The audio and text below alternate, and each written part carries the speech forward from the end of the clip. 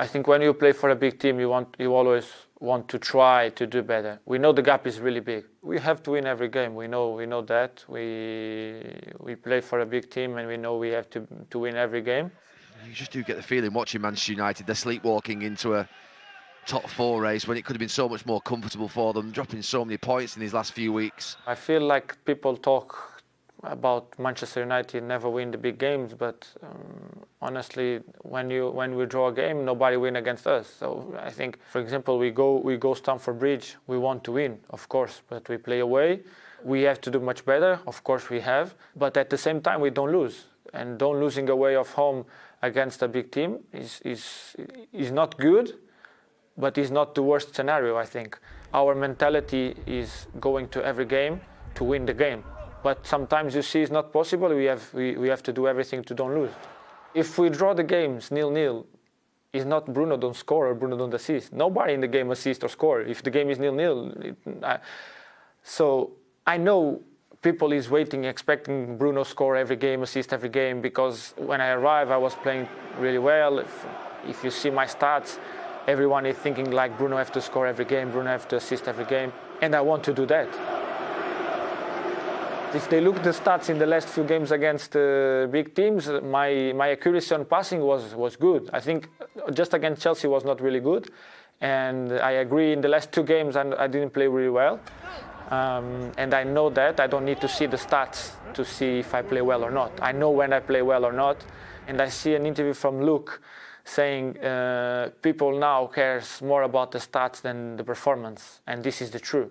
Because now they're expecting from me just goals and assists and not performance. They don't care about the performance of Bruno. They don't care how many balls they recover, how many chances create. Because I can create 10 chances, but if you don't score, people will say Bruno don't play really well. In February, I have more goals than games, I think, or more involvement in goals than games. And people is saying Bruno is not playing well and blah, blah, because the past, nobody remember. They remember the moment I don't play well against Chelsea, I don't play well against Crystal Palace, so Bruno is inconsistent. Bruno is not having a good moment, Bruno is playing bad, Bruno has to do better, And I agree, because we always can do better. But sometimes I'm a little bit sad about people who knows about football saying so many things I don't agree, like talking about the moment when in the past some of them was players and they know football is not the moment, is not the past, and is not the future. It's all about all of this, past, moment, and future. So it's sad to see some stuff the people saying about the team, about my teammates, about me. But honestly, if the people want to complain about we don't score in the big games, we always draw, I prefer they can say is Bruno not play well. For me, it's okay. I can have that pressure on my back, and I'm sure in some moment I will score, I will assist, and I will perform, and I will help my teammates to win the games. Well, I've no idea who these ex-players are that he's talking about. Gary Neville, obviously. What do you make of that, Roy? He's come out fighting. Fighting? It was bizarre.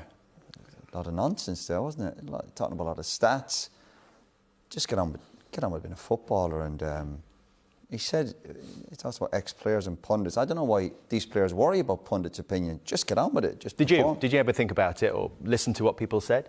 When I was a player? Not really, no. It's different though, different now, Dave. You keep saying that, Mick. So was social media. Social media now. You could be having the best day in the world. You can go on Twitter and it can spoil you. And yeah, do you think Roy's Bruno's right. doing that? No, do you think Bruno's sitting there? Right. You should not be looking at that stuff. But at the end of the day, humans at the end of the day, you could be looking at something totally different and your name pops up.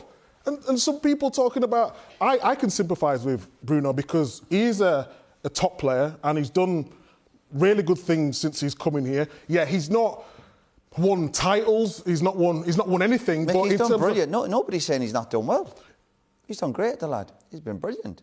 But if he's playing for Man United and he doesn't perform in certain games, obviously he's going to be criticised. And he's on about the draws. Isn't it? I wouldn't be too worried about some of the draws. Again, you look at certain games. The Chelsea game, United done okay. Yeah, they could have done better. But it's just too many draws, and it's the West Brom draws. It's the slipping up at home to Everton last minute. They're the couple of results that aren't good for Man United if they want to win the league titles.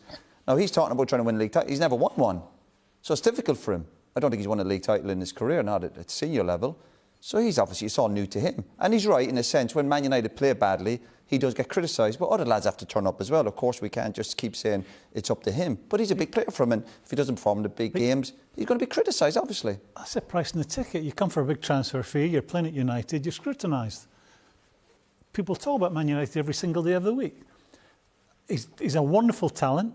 The obvious criticism, he's not perceived to have done it against the big six. We can show you the numbers. Let's have a look at the numbers, Graham, which backs up what you're saying and what others have said on the left-hand side against the non-big six on the right. It's early to be critical of him, Dave. I think he's got qualities. He shows qualities which would tell me he's going to score goals against anyone he plays against. Let me just add this then. The 10 appearances, 2 goals, 2 assists. The 2 goals are both penalties. The 2 assists are both from free kicks.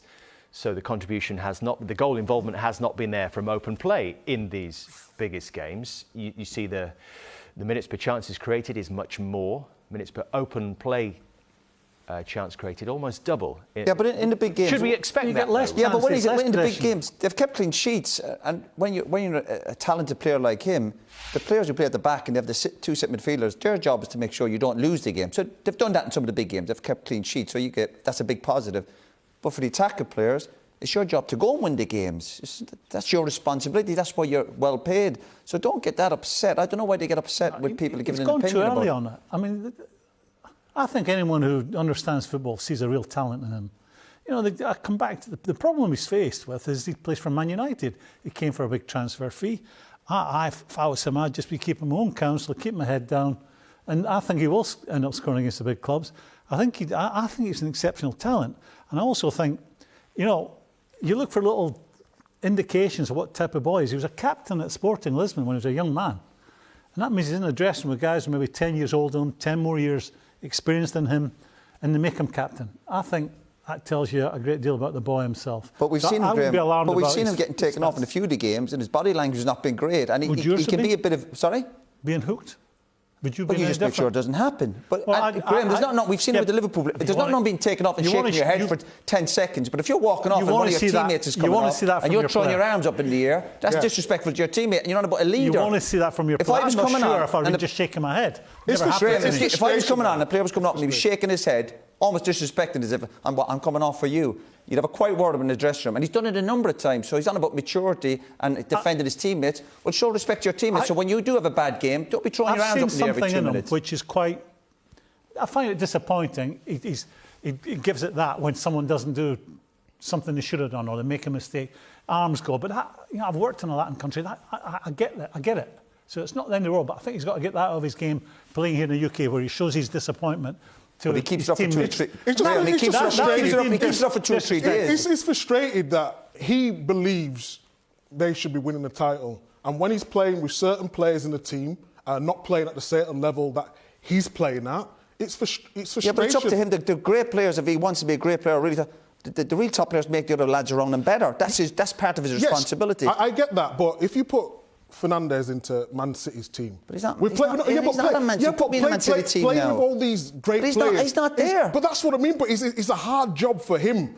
Of course it is. To go to Man United with his talent. We all know his talent. We all agree on that. He's talented. But when you've got other players in the team not pulling your weight, we're putting up stats there about Fernandes. But you could do Rashford as well. Where's the rest of the team? It's not a one-man team. Yeah, he performs the best in that team. But it's not just about Fernandes. People it's are a Man taking him out United because problem. he is their best player.